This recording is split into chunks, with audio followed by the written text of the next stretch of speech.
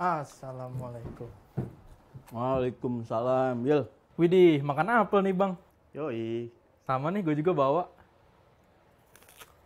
Apel impor tuh? Iya, impor dong. Ya, kayak gua dong nih bangga sama produk lokal, local pride. Nah, hati-hati lo, itu produk impor kan? Hati-hati sama rekayasa genetika. Masa sih? Iya, gua juga kurang paham sih. Tapi biasanya produk impor suka dimasukin gen-gen tertentu biar kualitas apelnya lebih bagus. Lah, terus kenapa kita harus hati-hati? Itu dia masalahnya. Kita juga nggak tahu sih apa efek samping panjangnya untuk kesehatan kita. Masa iya bang? Tapi setahu gua, rekayasa genetika itu kayak domba Dolly yang dikloning tahun 96 itu bang. Hah? Cloning? Apaan tuh? Ibaratnya nih, domba difotokopi persis seperti sama kayak induknya. Nah, baru deh rekayasa genetika. Kayak kertas ya di fotokopi ya? Daripada bingung bang, mending kita simak aja nih persepsi dari lintas generasi tentang rekayasa genetika ini. Siapa tahu ada yang paham. Nah, Assalamualaikum warahmatullahi wabarakatuh, pemirsa MTA yang ada di rumah, dimanapun Anda berada, kembali lagi dengan program Generation Gap. Kali ini kita bakal bahas ya opini mengenai masyarakat lintas generasi mengenai rekayasa genetika. Karena saya juga penasaran. Betul banget nih pemirsa. Kira-kira apa sih pendapat mereka tentang rekayasa genetika ini? Langsung kita tanyain aja nih bang. Kira-kira masyarakat tahu nggak nih ya ilmu rekayasa genetika? Sedikit tahu. Tahu dikit sih. Tahu. Ya, tahu. Setahu saya, ilmu genetika merupakan salah satu cabang dari ilmu biologi yang mempelajari tentang gen ya sebagai satuan pembawa sifat terkecil dalam tubuh makhluk hidup. Nah, dalam perkembangannya mungkin ada sub lain yang lebih luas dari genetika. Tapi mereka tahu nggak sih rekayasa genetika itu apa? Yang saya tahu, rekayasa genetika itu ilmu tentang gen yang akan berefek pada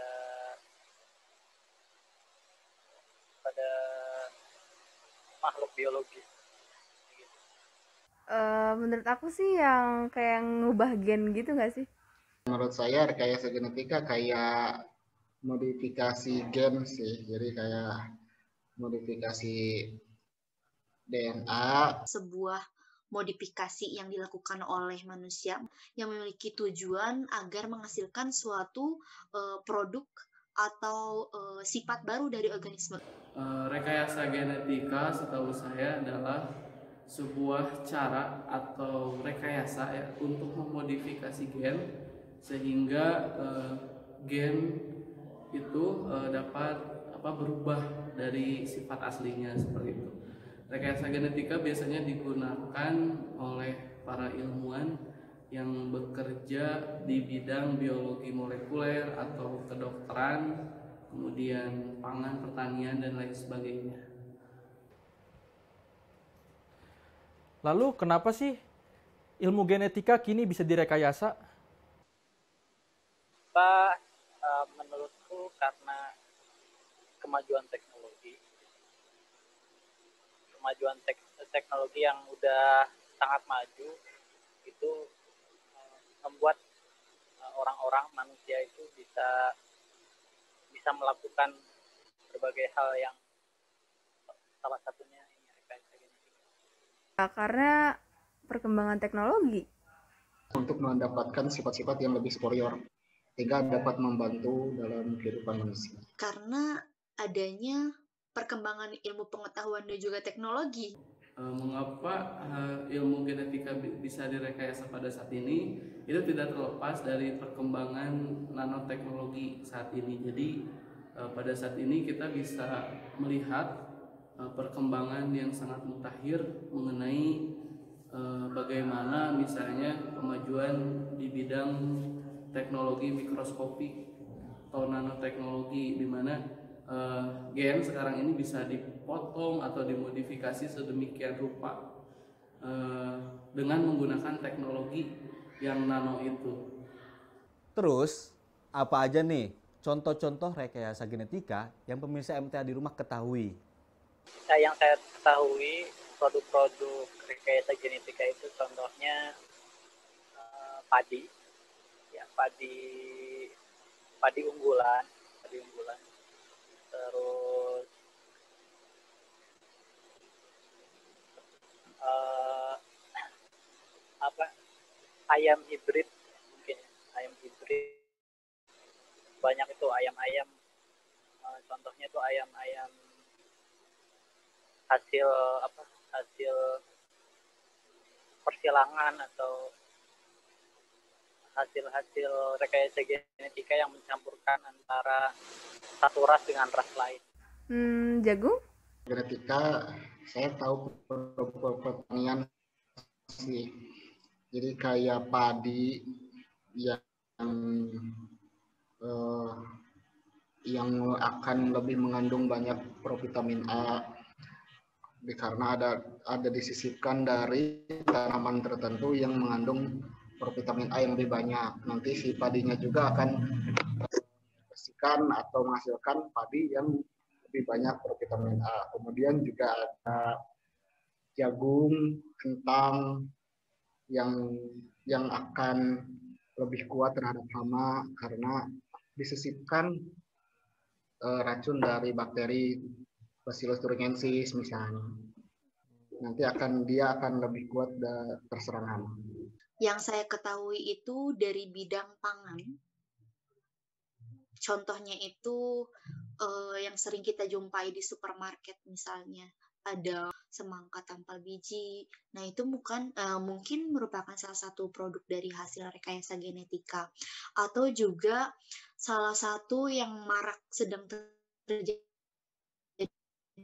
di bayi tabung mungkin. Itu merupakan salah satu hasil dari rekayasa genetika. Setahu saya banyak produk rekayasa genetika ya di bidang pertanian atau pangan, misalnya ada buah tanpa biji atau misalnya hewan yang khusus, misalnya ayam petelur atau ayam pedaging seperti itu merupakan produk dari rekayasa genetika. Kemudian di bidang kesehatan ada vaksin misalnya dan lain sebagainya, banyak. Kira-kira ada nggak sih perbedaan dampak dari pemanfaatan hasil dari produk rekayasa genetika dan produk konvensional?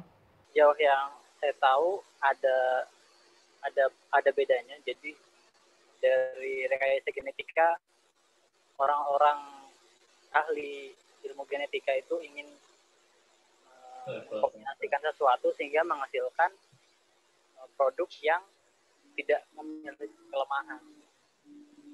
Ya contohnya contoh tadi itu ayam. Contohnya ayam itu dengan rekayasa genetika bisa menghasilkan daging yang lezat dan banyak.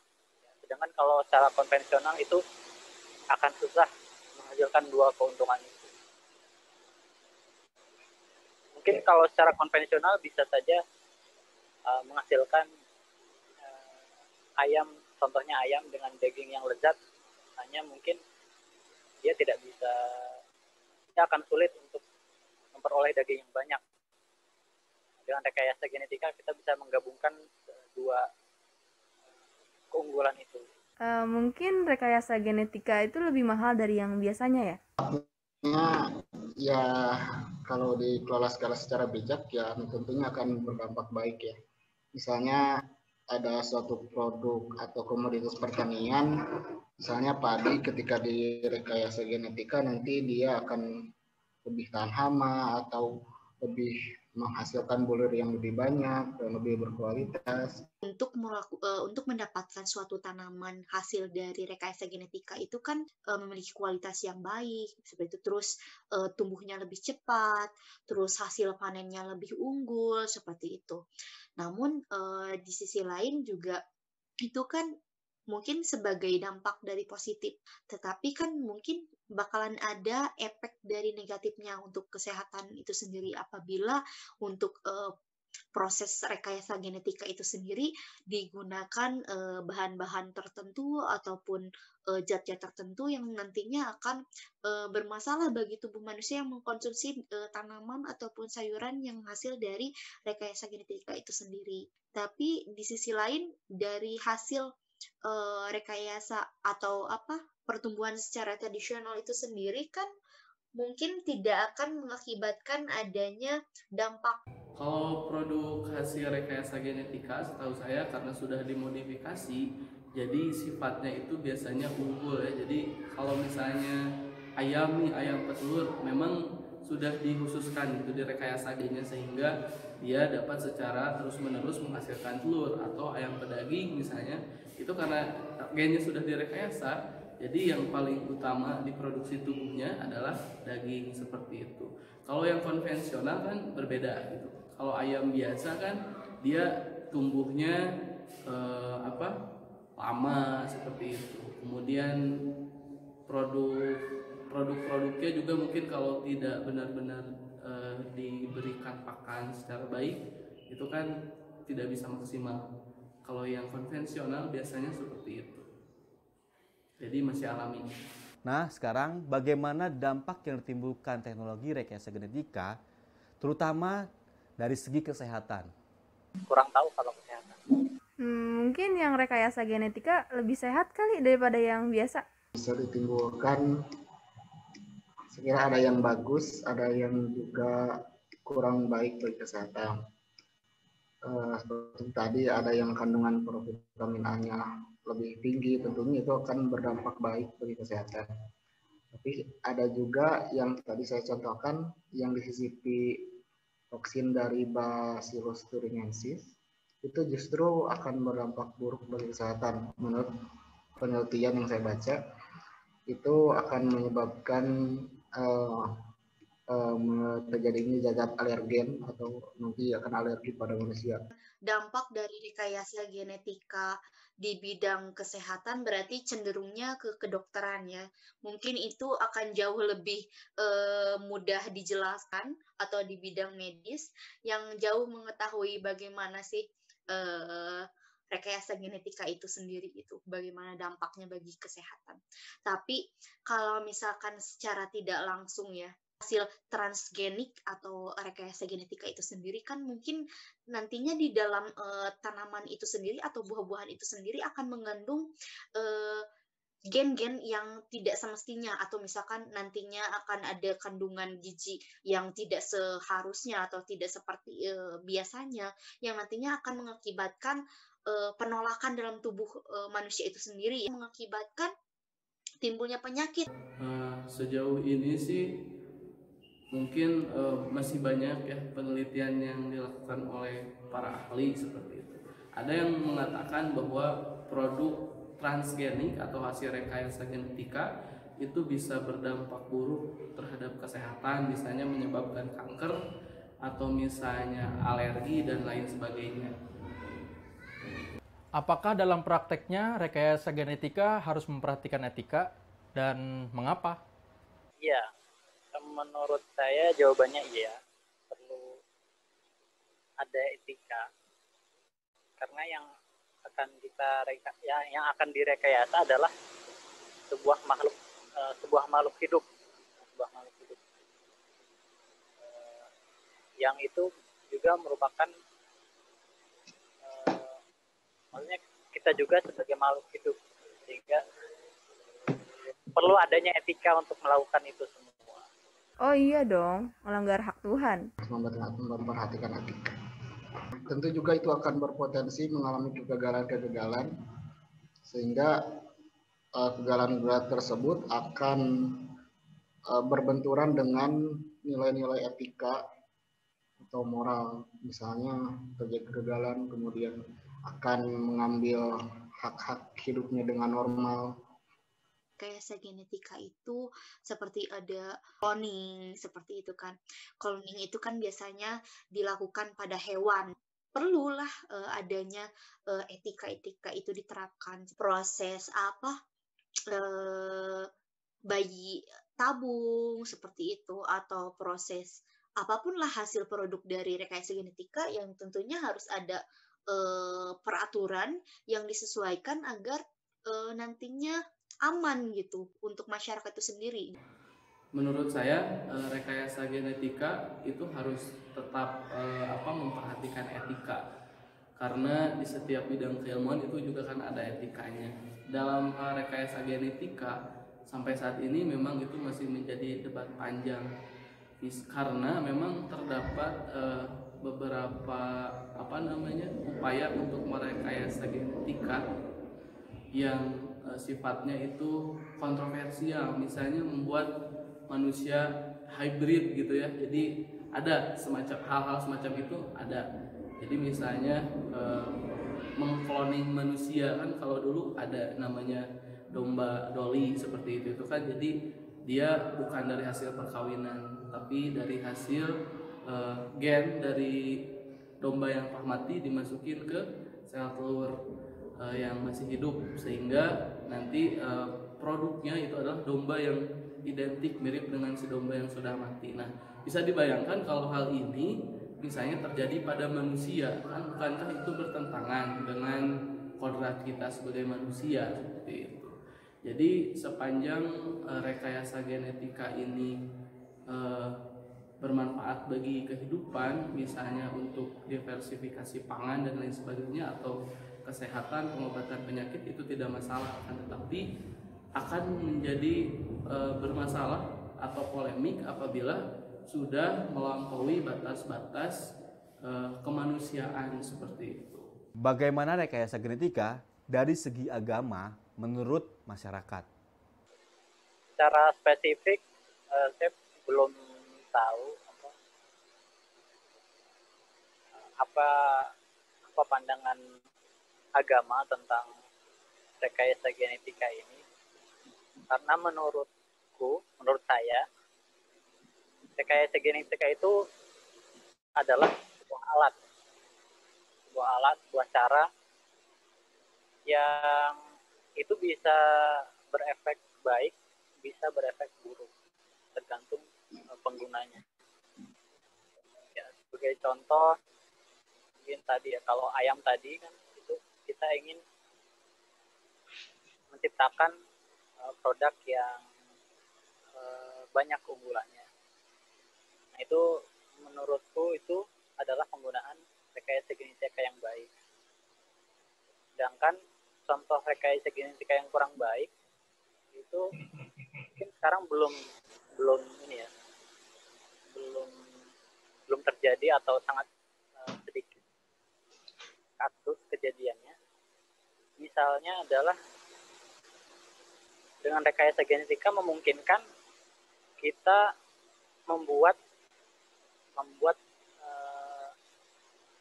manusia itu sendiri berubah bentuk ataupun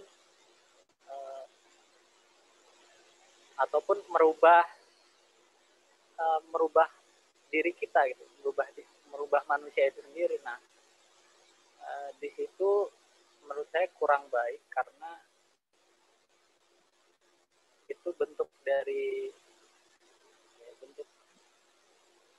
bentuk ketidaksyukuran kita kepada Allah gitu. Jadi maksud saya, karena kita kurang bersyukur, akhirnya kita berambisi untuk mengubah apa yang telah Allah SWT berikan kepada diri kita melalui rekayasa genetik yang itu bisa dimungkinkan untuk terjadi. Kalau untuk kebaikan nggak apa-apa kali ya?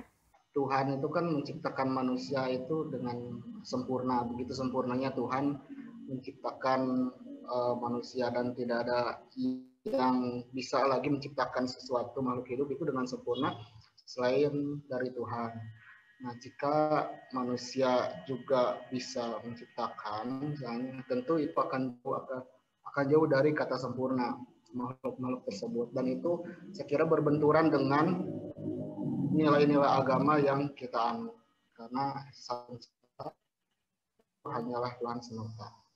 Apa pandangan dari Islam itu sendiri? Sebagai Islam masih bisa ada pro dan kontranya ya. Di sisi lain pronya mungkin rekayasa genetika ini bisa diterapkan apabila dia itu sesuai atau menggunakan kode etik yang seharusnya, tetapi itu merupakan hasil dari ciptaan manusia gitu, bukan secara alamiah gitu. Mungkin seperti itu. Seperti tadi saya katakan, jadi rekayasa genetika itu apabila memang sudah melampaui batas-batas kemanusiaan, ya. Jadi kodrat kita sebagai manusia, misalnya ketika ilmuwan ingin menciptakan misalnya manusia hybrid atau manusia hasil cloning misalnya dari seseorang yang sudah mati, misalnya kita ingin menghidupkan kembali Einstein misalnya seperti itu, kan hal itu sudah bertentangan dengan kodrat yang ditetapkan oleh Tuhan seperti itu. Jadi sampai saat ini sebenarnya rekayasa genetika terutama di bidang hal-hal yang maksudnya rekayasa genetika yang dilakukan semata-mata hanya untuk eksperimen tanpa ada tendensi misalnya untuk kebutuhan publik, ya, misalnya untuk diversifikasi pangan tadi atau misalnya untuk kesehatan, tapi ini hanya untuk riset saja, misalnya menciptakan manusia cloning atau hewan cloning atau misalnya membuat manusia hutan seperti itu. Ini tentu bertentangan dengan hukum-hukum agama, ya, karena kita sudah mengambil sebagian sifat Tuhan gitu. Jadi kalau di ilmu-ilmu sosial tentang sains, ya, sosiologi sains, itu ada yang namanya playing God. Jadi kita seolah-olah itu bersifat seperti Tuhan, kayak gitu, ya, bersikap seperti Tuhan. Nah ini kan sudah melampaui sifat-sifat kemanusiaan kita. Jadi itu bukan berada di ranah kita. Menurut pendapat masyarakat, bagaimana apabila rekayasa genetika ini dijadikan isu terdepan untuk mengatasi berbagai masalah? Indonesia akan maju karena Indonesia punya sumber daya alam yang bisa digunakan untuk rekayasa genetika. Banyak sekali keanekaragaman hayati bisa diolah oleh ahli-ahli genetika untuk kelestarian sumber daya alam hayati itu sendiri, dan juga bisa untuk memajukan Indonesia karena akibat dari produk-produk yang dihasilkan dari rekayasa genetika itu. Oh, canggih dong Indonesia. Kalau menurut saya, jika genetika ini memerhatikan moral, memerhatikan etika, ya, yang harus dilaksanakan dengan baik, tentu ini akan berdampak baik bagi Indonesia. Untuk penerapan rekayasa genetika di Indonesia ini dapat sebagai pemecah dalam reproduksi seperti itu untuk para orang-orang yang menginginkan adanya keturunan. Terus untuk juga potensinya besar untuk memecah kekurangan pangan di dunia seperti itu. Indonesia itu sendiri juga banyak sekali permasalahan-permasalahan mengenai pangan seperti itu kan. Nah, dengan adanya rekayasa genetika ini sendiri bisa dimanfaatkan. Samping itu juga harus jelas seperti itu. Harus jelas agar dapat diterima oleh masyarakat. Menurut saya apabila memang Indonesia mengandalkan rekayasa genetika, tentu akan sangat positif apabila memang itu dilakukan untuk kebutuhan orang banyak, ya, seperti misalnya tadi diversifikasi pangan, jadi peningkatan kualitas tumbuh-tumbuhan pertanian, misalnya komoditas pertanian atau peternakan. Kemudian di bidang kesehatan, misalnya obat-obatan, vaksin dan lain sebagainya, itu positif. Akan tetapi kalau memang risetnya hanya semata-mata riset yang tidak ada kemanfaatannya, tentu itu tidak baik dilakukan. Oke pemirsa MTA, jadi begitulah beberapa opini masyarakat lintas generasi tentang teknologi rekayasa genetika. Yap, sebagai manusia kita harus berpikir jernih dan melihat berbagai hal seobjektif mungkin. Betul banget. Jadi, pemanfaatan teknologi boleh-boleh aja, asal tahu batasannya. Dan, kalau teknologi rekayasa genetika ini ada manfaatnya, kenapa enggak, ya kan? Yoi, tapi harus memperhatikan etika juga. Oke pemirsa MT yang ada di rumah, saatnya kami mundurkan diri. Jangan lupa tonton terus Generation Gap di channel MTA Indonesia. Sampai jumpa. Assalamualaikum warahmatullahi wabarakatuh.